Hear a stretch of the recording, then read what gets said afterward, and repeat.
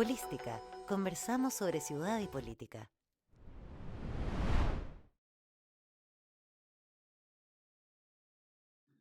¿Qué tal? Hola Patricio, hola Catalina, hola Alex, muchas gracias por la conversación, por la disposición. Esta es una conversación más de política donde hablamos de integración social y crisis de la vivienda. Sabemos que hay un déficit gigante, más de 700.000 viviendas. Sabemos que no toleramos la vivienda hacinada en la periferia. Sabemos que la experiencia, además de la gestión de cada uno de estos proyectos, eh, tiene un día a día muy arduo, ¿no es cierto? Y en las conversaciones nosotros conversamos con el presidente de la Comisión de Vivienda del Senado, con académicos de la Escuela de Gobierno, pero sobre todo nos interesa ahora la conversación con ustedes, Catalina, Alex, que ustedes han participado en la gestión comunitaria directa de la población de arquitecto Oherens. Eh, y nos encantaría conversar bien abiertamente, cómodamente con ustedes, qué ha sido, cómo ha sido, cuáles son las dificultades. Una conversación bien abierta y ojalá que no sea la única conversación que tengamos. Así que, Pato, tú lo conoces un poco más, a lo mejor puedo hacer una presentación más. Sí, yo los conozco desde hace muchos años, fueron grandes dirigentes juveniles, siguen siendo jóvenes, ya siendo, a pesar de su adultez. Ya Catalina tiene un hijo de 9 años, Alex ya no solo es dirigente de un grupo juvenil, sino que ahora es presidente de la Junta de Vecinos Arquitecto de Eres, es así, ¿no, Alex? Sí, sí, Y Catalina, dirigente de los fundadores de este comité. Queremos hablar de este caso. No, no queremos teorizar de los comités de vivienda, ni cómo puede estar hablando la academia o cómo hablan los gobiernos cuando hablan de los comités, porque al final los comités son personas de carne y hueso, son familias que tienen sus propios dramas, sus propias dificultades. ¿Cómo? Bueno, la gente no los conoce a ustedes.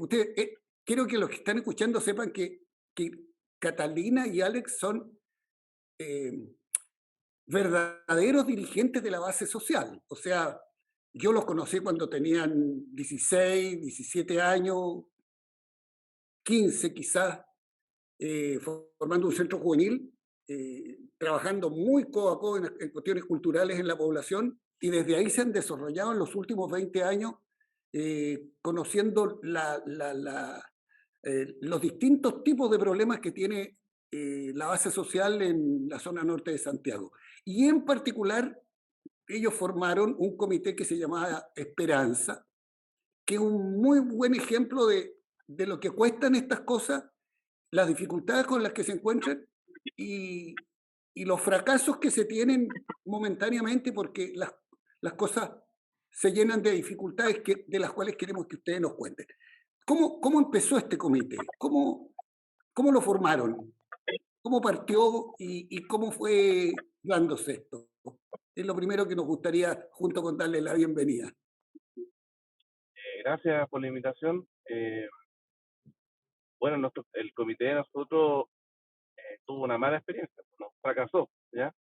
Y cuando nosotros iniciamos este comité, principalmente es por el entorno que nosotros tenemos, principalmente eran como los hijos, los amigos, era como un grupo grande de personas que estaban con problemas de vivienda, porque en nuestra población siempre ha habido problemas de hacinamiento. Nosotros siempre hemos luchado para que las cosas se mantengan, nunca hemos hecho cosas para que la gente se vaya de nuestra población, pero viendo la problemática teníamos que hacerlo. Y lo hicimos, pero no funcionó.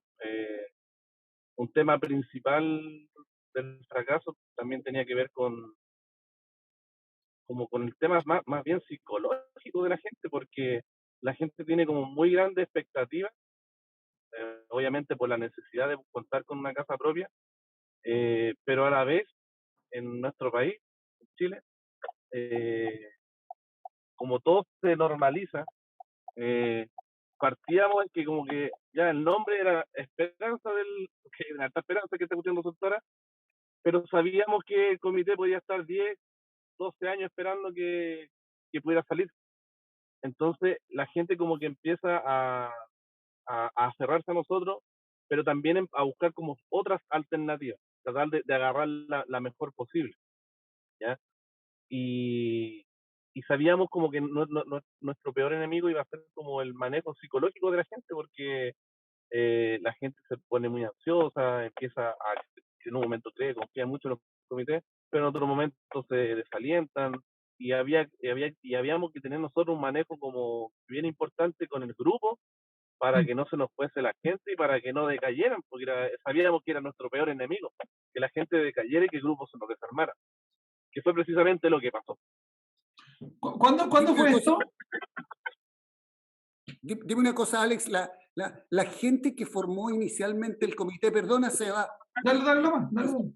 la gente que formó inicialmente el comité, ¿era la mayoría, esto que tú cuentas, gente, amigos, conocidos, los primeros, o rápidamente apareció otra gente, o siempre permanecieron amigos y conocidos? ¿Cómo fue, Catalina? ¿Cómo Bueno, partieron? en un inicio nosotros, yo creo que a la mayoría de las familias que vivimos en hacinamiento nos llama mucho la atención, o sea, con solamente colocar un afiche de que se iba a crear un comité en la comunidad, llegó la mayoría de los vecinos a preguntar cómo era el asunto, los requisitos. Al final nosotros igual les tuvimos que explicar que primeramente se tenía que contar con una personalidad jurídica, y más que nada, ese fue el proceso de las personas que llegaron a interesarse, más que nada por el problema social de vivir de forma de allegado. ¿Y cuáles eran en particular los problemas que tenían ahí en cuanto a lo que tú llamas problemas sociales? ¿Cómo los describirías? ¿En qué consistían los problemas que tenían ellos que los hacían empujar a formar un comité? ¿Qué dificultades tenían? ¿Vivían Yo creo varias familias juntos? Todo. claro, ¿Cómo era? en sí es un círculo. Nuestra comuna igual es una comuna bastante pobre, en el que se visualiza bastante pobreza, delincuencia, y el hacinamiento. O sea, yo creo que todos estos problemas se juntan y tratan de que la gente poder salir, pero también tenemos el problema de que cuando se construye un comité y el proceso termina, los mandan muy alejadamente de la zona rural. En donde, ¿qué pasa en este caso? A la gente se le terminan o se le cortan las redes de apoyo que tiene en el momento, y entonces la gente está como entre la espada y la pared, o me voy lejos sin redes de apoyo, pero con casa propia, o me quedo hacinada, pero con redes de apoyo. Entonces la gente igual tenía una complicación con el asunto de los comités, porque principalmente preguntaban, ¿y dónde nos vamos a ir? ¿Y a dónde nos van a mandar? Entonces, yo creo que igual es un problema social más que nada del país, el problema de hacinamiento, pero viéndolo de forma poblacional sobre nuestra población, existe demasiado hacinamiento. ¿Tú en particular tienes hacinamiento en donde Sí, tú vives? ¿Cómo es la situación, la yo tuya? soy allegada, tratamos de hacer este comité por obviamente temas personales también, pero aparte de eso, yo igual de forma individual he postulado más de 3 veces y aún así no salgo beneficiada. Estoy tratando de buscar cualquier otra alternativa, cualquier otro tipo de subsidio, pero aún así también tenemos el tema del dinero, ¿Tú del eres ahorro. allegada en la casa de un familiar, de un amigo? ¿Son varios allegados? ¿Eres la única allegada? ¿Cómo es la situación de hacinamiento tuyo? No, yo Perdona, vivo de si es que es allegada, posible preguntar. ¿Mm? ¿m? Yo vivo de Sí, allegada en la casa de mi suegra, pero aquí también viven varias personas de allegada, o sea, tengo cuñados que también viven con su familia, 2 cuñados que viven con su familia, más mi suegra, más nosotros. Entonces, son como 4 tipos de familias distintas a las que vivimos en un solo terreno. ¿La cocina es separada de cada uno o tienen cocina común? Yo tengo cocina separada, pero las personas que viven de allegadas, aparte ellos tienen todo en común, baño, cocina, todo. ¿Y cómo fue la formación del comité, Alex? Eh, en un principio, claro, la base del comité era el grupo de amigos, pero empezamos a invitar vecinos y igual fue complejo por lo que decía Cata, porque la gente como que ponía muchos requisitos, ¿ya? Y incluso en un momento tuvimos que intervenir un poquito esta cosa porque ya estaba como llegando al nivel de que había que pedir un certificado de antecedentes y cosas que al final quitaba posibilidad a algunas personas por tener parejas, por haber tenido algún tema delictual o cosas de ese tipo, que al final nosotros no queríamos que eso sucediera, queríamos que todos tuviesen la oportunidad de convivir juntos. Entonces hubo mucha traba en esta conformación porque la gente, eh, por lo que decía Cata, salir de la población, salir de la delincuencia, salir de este tipo de cosas, con la esperanza de ir a un lugar donde vivir tranquilo, donde vivir en armonía, todo, y cosas que en la realidad no se da. Entonces, todas esas cosas nos fue dificultando mucho el proceso. Hubo mucho conflicto con esta cosa porque hubo conflictos de opiniones. Uno decía, no, es que hay que filtrar, otros decían, no, es que todos tienen derecho. En sí no eran personas tan complicadas, pero como que el requisito que empezaron a poner polarizó al grupo porque al final era como un poquito discriminatorio contra los demás también. ¿Y quién ponía estos requisitos? No, la idea que nosotros no era tener requisitos, pero la gente así como que en un momento querían pedir certificado de antecedentes. Pero ¿qué pasaba si la pareja de la que postulaba, por decir, tuvo antecedentes en algún momento de su vida? O sea, iba a quedar fuera. Entonces, para nosotros era como discriminatorio y no queríamos que pasara eso. Claro, estaban poniendo, había gente en el propio grupo que quería que hubiera un filtro. Para ordenarme un poquito en los tiempos, ¿cuándo empezaron con esto? ¿Y cuándo ya se dieron cuenta que fracasó? Duramos como un año, esto fue hace 3 años atrás. Ya. Pero duramos como un año porque la idea de nosotros era buscar, en Recoleta habían funcionado varios comités porque el municipio también estaba ayudando a comprar terreno. Y sabemos que hay un sector de Recoleta que hacia el lado del Salto, donde hay fábricas o terrenos que son grandes, teníamos la posibilidad de comprar un terreno ahí para que la gente tampoco se fuese de la comuna. Pero al final las ordenanzas, ¿cuánto se llama? Municipales con respecto a los terrenos que se pueden o no comprar, hacían de que algunos terrenos estaban como muy elevados de valor, y al final se empezó como a hacer casi imposible comprar un terreno en la comuna. Y la gente tampoco quería irse de la comuna, que no quería irse tan lejos como los mandan a veces. ¿Cuántas personas tenían que estar asociadas a este comité? En un comienzo nos dijeron, y por lo que nosotros proyectábamos, comprar un terreno no tan grande, eran alrededor de 30 familias. Ya. Porque si lo hacíamos más grande iba a dificultar el proceso. Claro, mucho más complicado. Esto que dicen tanto Catalina como tú, Alex, para la gente que nos escucha, que sepa que no lo estoy tratando de tú por faltarle el respeto, sino porque los conozco desde los 15 años, Sí. como dirigentes juveniles y muy activos siempre. Fíjate que esto que ustedes cuentan de la contradicción que hay entre el deseo de salir del hacinamiento, de tener una vivienda para vivir en mejores condiciones, pero el deseo también de mantenerse en el mismo lugar, porque ahí está la junta de vecinos que conoce, la familia cercana, la mamá que puede cuidar a los niños, el hermano que puede prestar el vehículo para no sé qué cosa, la municipalidad que ya la conocen, las calles, los barrios, los amigos de los niños, para los que son religiosos, el pastor o el cura. Entonces, lo que Catalina dice de manera más científica y más sociológica, dice las redes. Esas redes son clave para una persona que no tiene capacidad de tener empleada. Esas redes son clave para una persona que no puede tener niñera, que no tiene alguien que le vaya a ayudar a cuidar la familia o resolver los problemas en el caso de una emergencia. Y fíjate que lo grave que hay es que las personas que están en las comunas de lo que se llama el pericentro, en los alrededores del centro, son las comunas que están más privilegiadas desde el punto de vista de las redes, la accesibilidad a las fuentes de trabajo y las mejores oportunidades. Pero sin embargo son los que terminan más castigados a la hora de medir la distancia que hay entre el lugar donde vivían y el lugar donde, bien dice Catalina, nos mandan.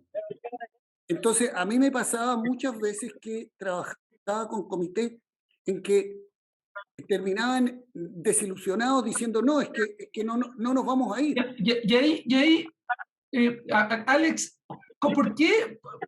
¿Cómo se dieron cuenta que fracasó? ¿Cuándo fracasó? ¿Por qué? ¿Cuál fue la piedra de tope?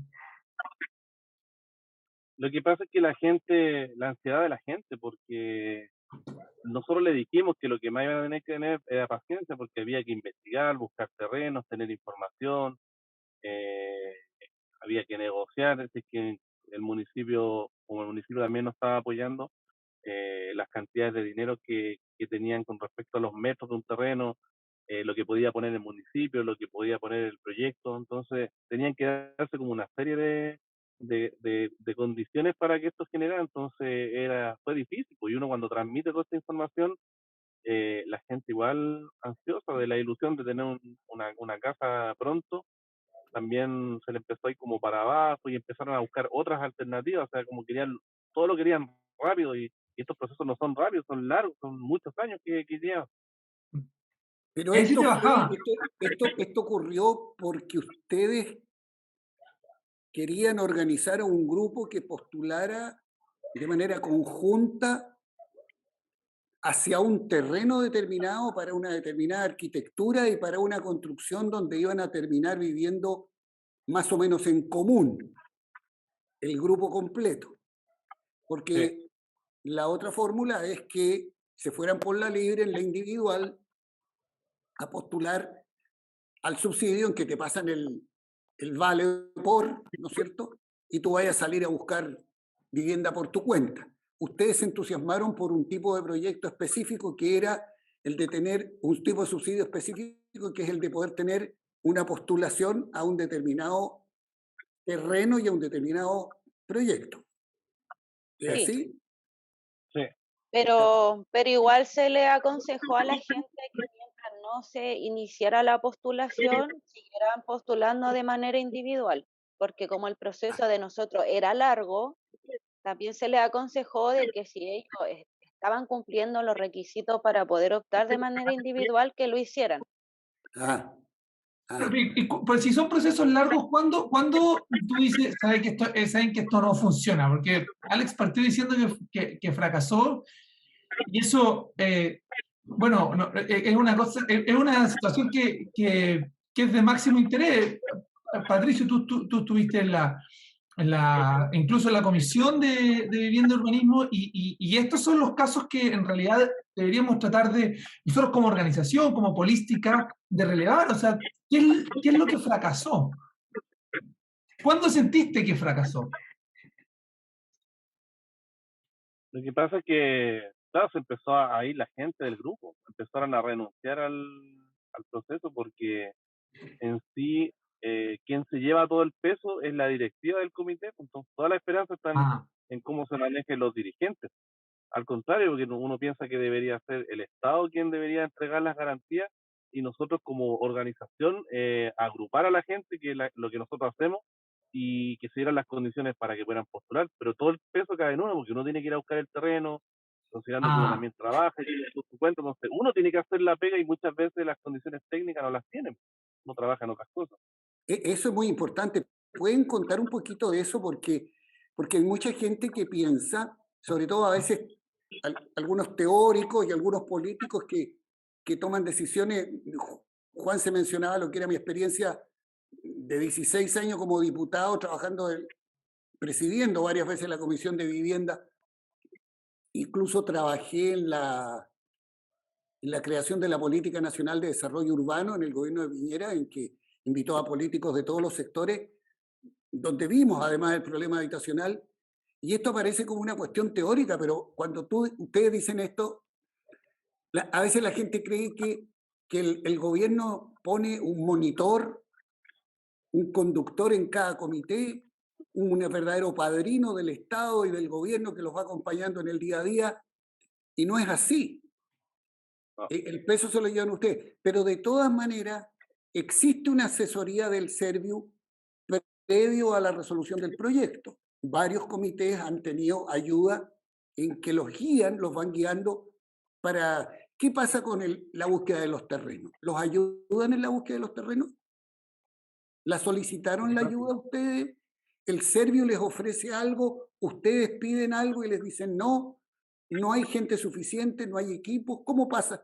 ¿Cómo es eso? Que es muy interesante, ¿no te parece, Juan, esa parte Claro, saber cómo se dio el proceso ese.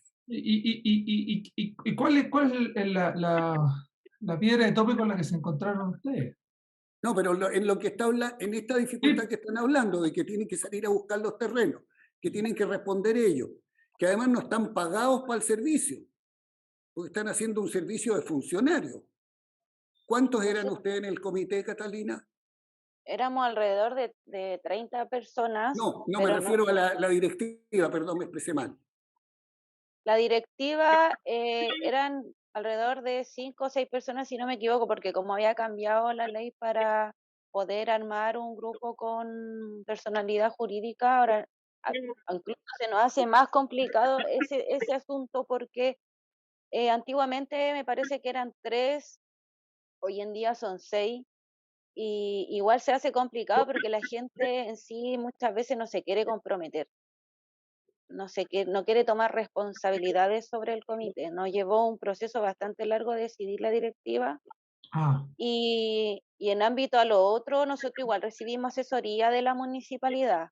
Fue De la gente de la municipalidad, pero no del Servio. No, fue gente de la municipalidad del departamento de vivienda a asesorarnos y ellos nos dijeron más o menos cómo era, porque nosotros en realidad partimos desde cero, no sabíamos nada, no sabíamos la cantidad de gente, requisitos, nada. Y ellos nos asesoraron y nos fueron diciendo que cuál era el proceso, sobre que había que tener una personalidad jurídica, había que tener una cierta cantidad de personas, pero tampoco había que superarla tanto por el tema del terreno y ellos nos fueron asesorando. Pero para buscar el terreno y después hacer el proyecto, ¿quién los asesora? Ahí nosotros no nos asesoraron, o sea, lo que nos aconsejaron de la municipalidad fue ver que si nosotros conocíamos algún terreno o algo, o cualquier persona que visualizara un terreno cerca, nosotros podíamos mandarle como los datos y ellos nos ayudaban a ver si el terreno se podía comprar o si estaba en venta o si estaba en condiciones para poder construir, porque igual nos dijeron que no todos los terrenos están en condiciones para poder construir encima de ellos. Lógico. Y Alex, ustedes fueron al Servio a pedirle al Servio que los ayudara en la búsqueda de terreno? ¿O a ver si había terreno disponible? ¿O saber si había un banco de terrenos en el Servio? ¿O saber si el ministerio tenía algún tipo de programa en el que los asesoraran para la búsqueda de los terrenos? ¿Consultaron No, eso ustedes? no alcanzamos a llegar al Servio porque como la idea era quedarnos en la comuna, nosotros nos aferramos un poquito más a la autoridad municipal, porque por una acción estaban estos terrenos que estaban para el sector del Salto, o bien en nuestra población donde está la iglesia evangélica, que ellos tienen un terreno gigante atrás. La idea era quizás poder negociar con ellos que vendieran el terreno porque fue entregado como dato y nunca lo han utilizado. Entonces también, y ese daba las condiciones de metros que es lo que nosotros queríamos hacer, pero tampoco hubo un entendimiento con la iglesia, no, que esa iglesia igual estaba media politizada, entonces era difícil entrar con ellos. O sea, eso sería una fórmula en la que la municipalidad los ayudaría a ustedes a la compra del terreno.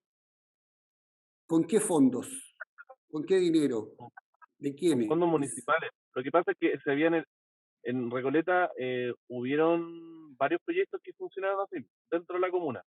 Entonces, claro, la gente se empezó a enterar y por eso querían quedarse en la comuna porque habían sido financiados por el mismo municipio en una cantidad de dinero. Ayudaban a comprar terreno ellos. Fueron como 3 o 4 proyectos que se lograron hacer de esa forma. Entonces nosotros por lo mismo quisimos tomar esta opción de hacer lo mismo, pero teníamos estas dos alternativas, o bien el terreno que se daba en nuestra población, en la iglesia evangélica, o bien hacia el sector del Salto, que son terrenos grandes que hay en las casas que están en ese sector. Por eso no alcanzamos a llegar al Servio, porque no prosperamos en encontrar el terreno, que era lo primero que había que hacer. ¿Y tú piensas, de acuerdo a tu experiencia, que, que se hace necesario que el Estado, ya sea a través del poder local, en los municipios, o a través de Serviu, así como inventaron en algún momento las EGIS para poder asesorar en la construcción, que hubiese alguna asesoría más personalizada, más directa hacia cada comité, que hubiera un acompañante que los estuviera guiando para las búsquedas de los terrenos? Sí, pues sería ideal porque el Estado tiene la información de las comunas donde hay más hacinamiento y en cuáles no, cuáles tienen más problemas y cuáles no tienen menos problemas. Entonces quizás focalizar en base a eso la ayuda que necesita la gente, porque al final esto depende como de la habilidad del dirigente, o si nos tomamos la Alameda, o si vamos a protestar al Congreso, como que depende de eso si uno se gana una cosa o no, o nos vamos a tomar un terreno y peleamos con los pacos. Esa es como la fórmula, entonces el más astuto gana en ese sentido, y debería ser el Estado que diera las condiciones para que la gente pueda acceder a esa ayuda, a ese beneficio, considerando la, las dificultades que tiene cada comuna con respecto al hacinamiento. Hay comunas que tienen mayores problemas que otras. Sí, la búsqueda del terreno, del precio suelo es una cosa fundamental. ¿Y ahí cómo fue la contradicción con tu propio, con el propio comité? Porque tú dijiste, nos contaban que la misma gente había un poco no lo había acompañado en todo este proceso. Esa desilusión, ¿cómo se ve? ¿Se descuelgan? ¿Te dicen, no sigo participando con usted?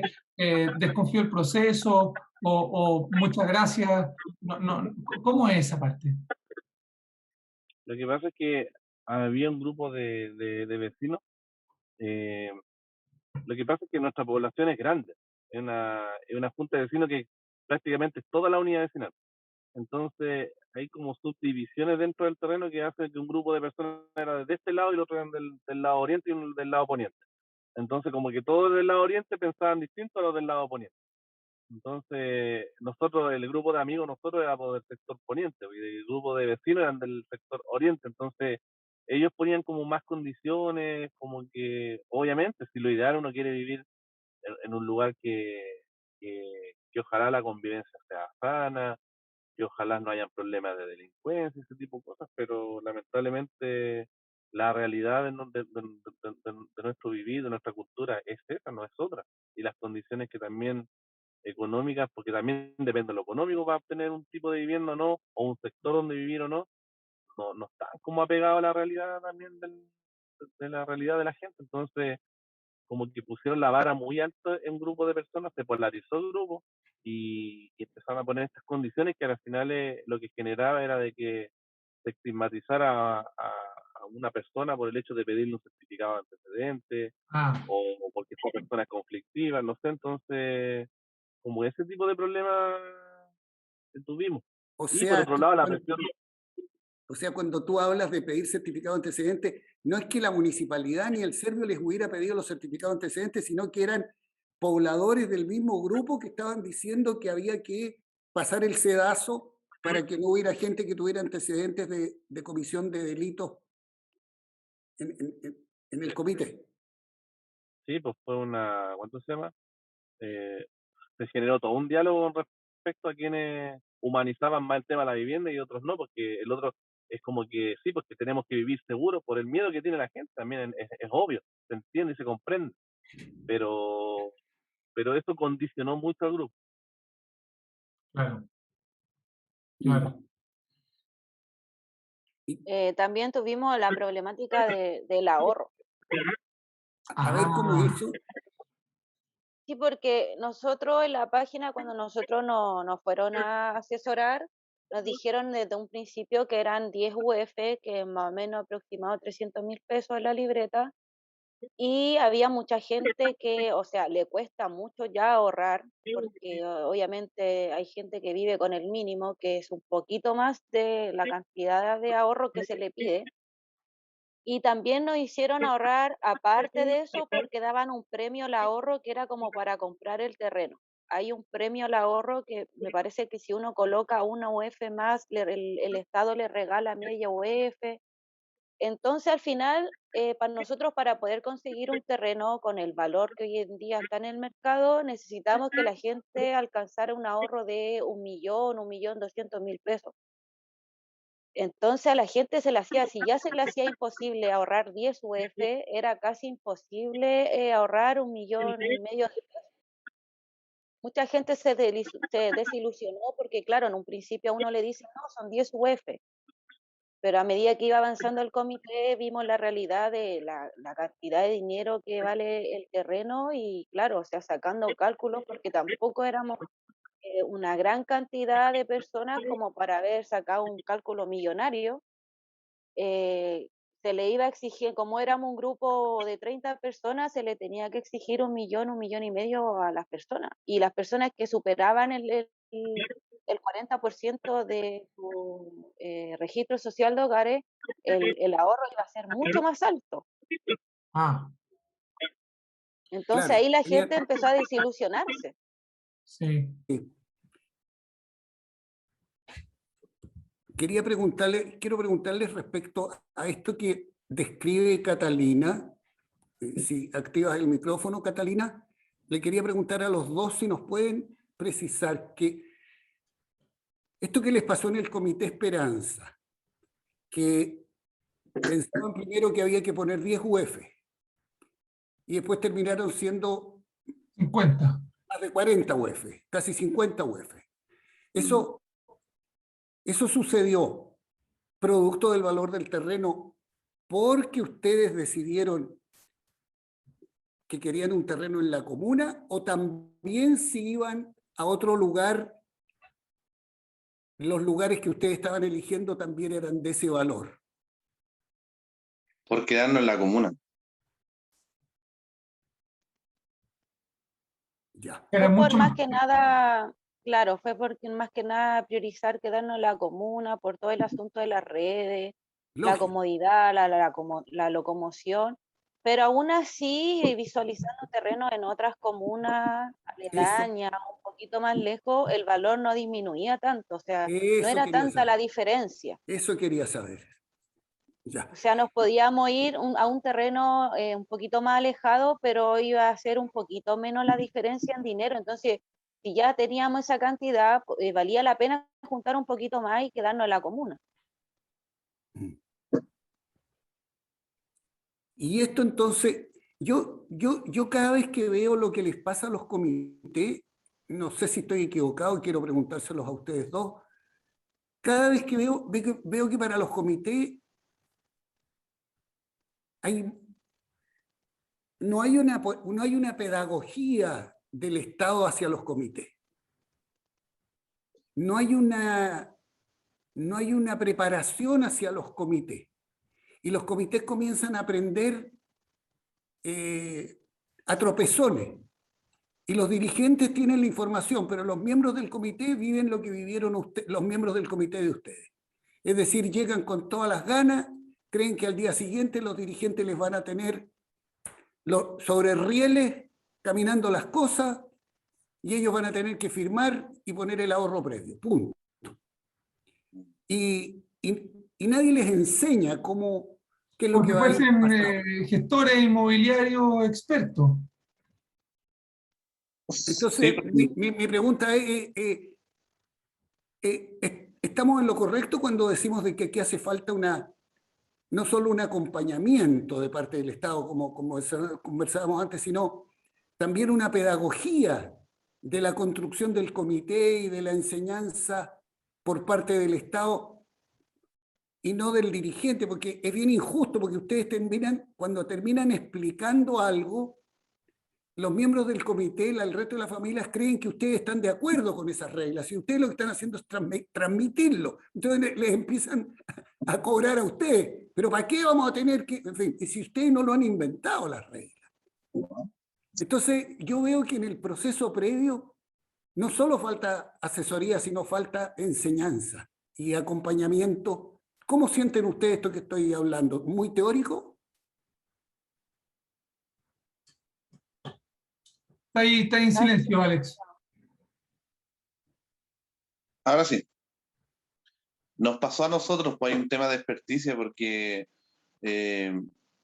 cuando yo en un momento les comentaba de que para nosotros ojalá nadie se fuera a la población. Nosotros siempre hemos trabajado para que la gente esté ahí o lo que hacemos para nuestro territorio. Entonces, nosotros hemos tenido experiencia de otro tipo de comité, de mejoramiento, de ampliaciones, cosas que uno más o menos maneja bien la información porque uno sabe cómo es la población.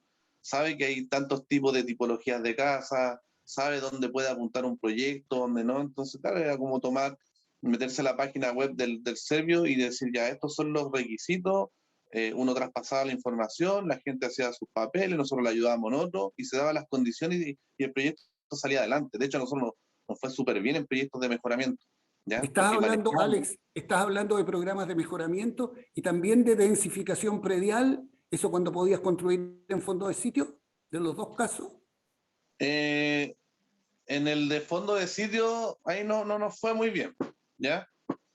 Porque las empresas, bueno, que eso fue hace muchos años atrás, pero las empresas Sí, no fue hace más de 10 años. no le apetecen porque son muy pocas casas, no toman este tipo de proyectos. No solo son pocas casas, sino que además tan dispersas. Entonces, el maestro tiene que andar con la carretilla 3 cuadras, 2 cuadras, para un lado, para el otro, el acopio de material, está lleno de problemas. Pero esto Sí. que estás diciendo, para los programas de mejoramiento, entonces la cosa era clara. Es que porque nosotros nos manejamos la información, pues entonces yo sabía que la población tiene altas tipologías de casas, porque una población que no es toda igual, pues hay autoconstrucción, hay construcciones de ladrillo, otras de madera, hay blocks, entonces uno maneja la información. Entonces, claro, se nos hizo fácil y los proyectos fueron exitosos. La gente también puso como la esperanza en nosotros, que éramos buenos dirigentes y que hacíamos bien las cosas, porque nosotros teníamos un manejo. Pero cuando nos fuimos a este tipo de proyectos, llegamos a algo totalmente nuevo. Y claro, como dice Catalina, nosotros en La Paz se hablaba de 10 UF y todo, y después en el camino la cuestión fue cambiando, y al final el discurso se nos fue de las manos también, porque no sabíamos de este proyecto. Nadie nos dijo, a nosotros en el camino fuimos aprendiendo a través de la asesoría que nos dio el municipio. Esto es lo que pueden hacer para que este proyecto resulte, traten de juntar tanta cantidad de plata, tanta cantidad de personas, entonces ellos nos fueron llevando, porque si no esta cuestión hubiese sido más complejo, más difícil de lo que fue. Y entonces, de los subsidios de mejoramiento, eso sí les fue mejor. Ahí nos fue súper bien, ¿Qué hicieron? porque teníamos manejo. ¿Qué hicieron Hicimos específicamente? mejoramiento de vivienda hicimos como 140 viviendas. Sí, pero lo que te pregunta ¿Qué hizo? Juan, Fachada, ¿qué mejoramiento hicieron? techo, Piso, cielo, techumbre, pintura, ventanales, artefactos de baño, de cocina, según la tipología que hubiese de las casas, era como lo que había que hacer. Pisos flotantes, los blocks, ventanales de aluminio. Ahí nos fue súper bien con ese proyecto, sí. ¿Cuáles blogs está hablando los que están cerca de Juber Benítez? Sí, los de calle G. Esos quedaron espectaculares. Sí. y mejoramiento del espacio público, vereda, iluminación pública. No, eso no lo hicimos por lo mismo, porque había que poner más plata. Y generalmente las personas que postulaban eran adultos mayores. Mira, tiene mucho atractivo en los adultos mayores los programas de mejoramiento, sobre todo en los bloques. La experiencia de la Santa Mónica fue excelente. Sí. De hecho, nosotros buscábamos como ese perfil. Es que era muy bueno, fue bueno, fue de las cosas buenas que hicimos de los primeros mejoramientos, donde habían cosas nuevas, increíbles, como este aparato para sentarse en la ducha, que había personas que no podían ducharse porque no podían estar de pie. Entonces, yo ni sabía que existían esos artefactos, y muy baratos. Lo que pasa es que quiero que ustedes sepan, Catalina y Alex, que lo que nosotros hacemos es tratar de acercar de manera directa, por eso, de manera directa, a la situación de los pobladores con la política, con los que tienen el poder político. Pero sin tener nosotros el mando. Porque cuando la gente tiene el mando, tiene que responder de su propio trabajo. Entonces, nosotros no respondemos de ese trabajo, pero podemos llevar más tranquilamente la voz. Y por otro lado, escucharlos de manera directa, porque ustedes, con su propia voz y con lo que ustedes hablan, cuando le mostremos los videos a los políticos, es como que los lleváramos a ustedes a la sede de un gobierno, cualquiera sea el gobierno, o a la sede del Parlamento, cualquiera sean los parlamentarios. Entonces, ayudamos con eso y lo ponemos además en YouTube y en nuestra página. Y además sirve para que otros pobladores puedan sentir que los problemas o son especiales o hay muchos problemas que son comunes. Entonces ayudamos en eso. En segundo lugar, ayudamos a que la academia, por decirlo así, las universidades, los centros de estudio, distintos centros académicos que estudian estos problemas, dialoguen con nosotros. Por eso nuestra organización se llama Polística, que es la polis, la ciudad y la política. Y nos pasa muchas veces que, por lo menos los que somos políticos y hemos tenido cargos, por lo menos yo en el Parlamento, y vi la gente en los cargos de gobierno, siempre la distancia es muy grande. Y a la hora de las elecciones, por ejemplo, el 2021, un año de elecciones, periodo presidencial, periodo parlamentario, pareciera que todo el aparato político entiende todos los problemas de los pobladores. Y eso, ustedes que ya tienen carrete en materia de elecciones, saben que eso pasa en todas las elecciones y después con algunos sí, con otros no. Con algunos sí, con otros, si te he visto, no me acuerdo. Entonces, esa historia conocida. Después la gente se extraña y dice, ¿por qué la gente está tan enojada? Bueno, pues, ¿cómo no va a estar enojado? Entonces, me gusta mucho esto que ustedes están hablando, no sé si te parece, Juanse, esto de ver, por ejemplo, este tema de toda la etapa previa de la pedagogía y del desconocimiento del poblador y de la responsabilidad que tiene que tener el dirigente de estar haciendo clase de una cosa que no le compete. Catalina, tú querías decir algo. Sí, lo que pasa es que estaba hablando de más que nada de los políticos, pero yo creo que principalmente aquí tienen que cambiar las políticas públicas y los programas, porque los políticos en sí están en estos 4 años, pero aquí yo soy una persona fiel a pensar de que la vivienda debería ser un derecho garantizado más que un acceso focalizado, porque en sí se focaliza a la gente y obviamente hoy en día en sí los programas de vivienda no están actualizados a los tipos de focalización, porque en sí hay gente que, por ejemplo, en el registro social de hogares categorizan a las familias dependiendo de los ingresos, pero si llegamos aquí a la actualidad, la mayoría de las personas o las familias hoy en día ganan un poquito más del mínimo, 500.000 pesos, y su puntaje o en este caso su porcentaje sube, el cual los deja fuera de postulaciones tanto colectivas como individuales. Entonces yo creo que más que nada, más que el discurso de políticos o los políticos partidistas, creo que deberían cambiar las políticas públicas y, el acceso a la vivienda, porque el mercado hoy en día se está llevando las mejores viviendas, los mejores terrenos, pero en sí la gente que es de bajos recursos, que no tiene el acceso, por ejemplo, en mi caso personal, yo no tengo el acceso para ir a pedir un crédito hipotecario por 30 años porque yo no cumplo con las condiciones. Pero aún así, yo postulando de manera individual en un programa de vivienda tampoco cumplo con las condiciones.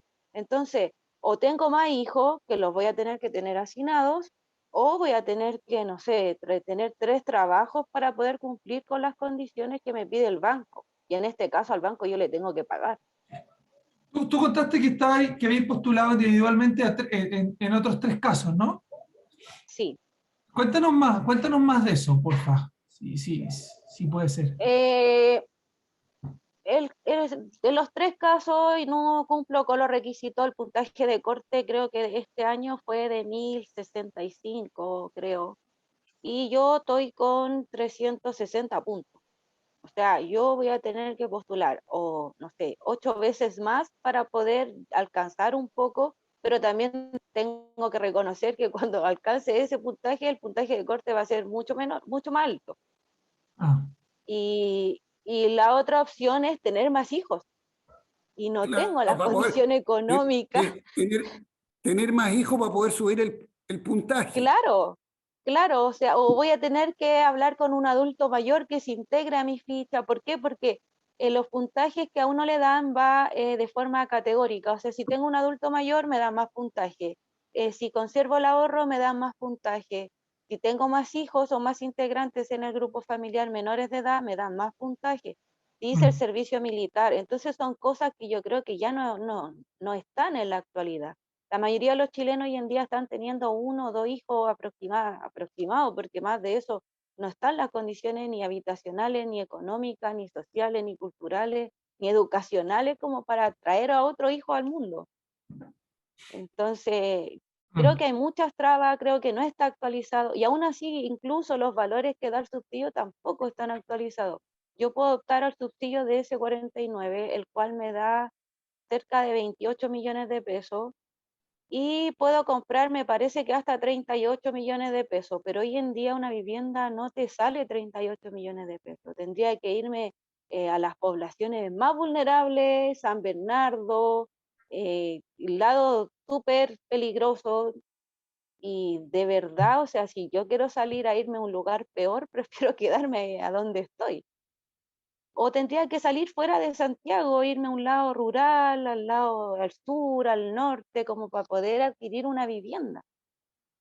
Claro, que es lo que contaba Alex al principio también, que cómo nos quedamos acá, como lo mismo de las redes, porque uno quiere vivir cerca de sus amigos, de sus círculos, sus lugares que son significativos para cada uno, eso es muy importante, uno arma los trabajos, uno arma la vida en función del barrio. ¿Cómo veis eso, Alex? Esa parte, la de eh, la relación entre el monto que uno tiene que juntar, los puntajes y las posibilidades, en el fondo. Igual es potente ese tema porque cuando hablamos de que hay hacinamiento en nuestra población, siempre ha habido hacinamiento. Son casas donde viven muchas familias. El hecho de que en una casa vivan hartas familias, a nivel psicológico también genera un comportamiento, ese núcleo familiar. Genera como cierta dependencia el hecho de que vivan tantas personas juntas, se hace más difícil que estas personas se separen. Entonces, por eso también como que se pone tanta condición el hecho que quieran quedar cerca de sus familias, porque ya hay una dinámica familiar que viene conformada desde ese punto de vista, como en el caso de las familias aglutinadas. Tienen un comportamiento especial estas familias. Entonces, hacer un corte en ese tipo de familia a nivel psicológico igual es complejo. No es fácil sacar a una persona de un grupo familiar en el cual todos piensan igual, cuando sufre uno sufren todos, si pelea uno pelean todos. Por lo mismo la gente también como que quiere quedar todas juntas porque no quieren, por miedo, por cortar esa dependencia emocional que tienen con sus familias. Entonces ya el problema, el hecho desde que a nivel de aglutinamiento en las casas, ya hay un problema incluso psicológico que te pone trabas, porque la gente no está preparada, la gente no quiere salir del lado de su mamá, algunos sí, pero otros no. Entonces nosotros evaluamos, cuando nos pasó este tema al comité, evaluamos ese tema nosotros y decíamos, claro, con razón, en este caso esta familia no se quiere ir lejos de la mamá porque la mamá está acostumbrada aquí a tenerlos controlados, o en otros casos, no sé, pues la mamá le cuida a los hijos. Claro. Hay toda una serie de factores que se dan a nivel emocional y psicológico también que influyen en este tipo de cosas. Una familia, son un equipo viviendo. Y no solo un sentimiento, y no solamente una emoción, y no solo psicológico, sino cosas muy prácticas, porque cuando te cuidan un cabro mientras vaya al trabajo, en los comités está comprobado ya de que de los postulantes, el 55% de los postulantes son mujeres que son jefas de hogar. Sí. Porque están solas. El 55% de los postulantes. Entonces, si tú estás sola y vives en cierto grado de hacinamiento, pero ahí tienes la madre, la tía, la hermana, la vieja, lo otro, eso no es solo un sentimiento, hay un tema práctico. El que lo llevó al colegio, el que te ayudó para el policlínico, el que cuidó al enfermo cuando se quedó el otro enfermo y que no tenía con quién cuidarlo. Ahí se resuelven un montón de problemas prácticos, de ayudas mutuas, de relaciones. Dependen de ese apoyo. Claro. Y ahora, aquí se da una cosa muy fuerte en el caso de ustedes de comité. Nosotros con Juanse trabajamos en el tema del drama habitacional vinculado al tema de la desintegración, al tema de la segregación, porque no hay integración social urbana, hay mucha separación. Pero en el caso de la comuna donde ustedes están, es un buen ejemplo al revés. de cierta integración social urbana. Ustedes a pocas cuadras tienen No, industria. pero lo que estaban contando recién es que el modelo, la forma de participar, al bajar los precios y al poner ese estándar, te tendía a sacar Eso es lo que quiero decir, que la Ah, diferencia está en ustedes, en que hay otras comunas donde viven en una zona segregada. Es decir, tú te vas a Bajos de Mena, viven todos los iguales y están alejados de las fuentes de trabajo, están alejados de otros sectores sociales. Ustedes están a 10 minutos en micro de Patronato. Sí, pues nosotros imagínense que Ustedes están cerca de sectores sociales que tienen un nivel de ingreso bastante mejor que el de la población arquitecto Eres. O sea, tú te vas, qué sé yo, por Zapadores, camino hacia el Salto, y ya te encuentras con unas poblaciones que son distintas, donde tiene gente de mayor ingreso, donde tienen jubilaciones buenas, donde tienen otro nivel de casa. Entonces, no es una zona de segregación, sino que más bien una zona de integración social urbana, en varios aspectos. Mejores servicios, mejor dotación, más cercanía del policlínico. Ahí está el del Petrinovich, cerquita, en fin, hay hospital cerca, hay metro al lado, que se los conquistó un buen diputado, se dan una serie de condiciones que hacen muy apetecible venirse a vivir a estas comunas del borde del centro de Santiago. Y resulta que cuando quieren vivir en la casa propia, tienen que abandonar perder. esta integración social urbana. ¿Cómo lo sienten eso, Alex?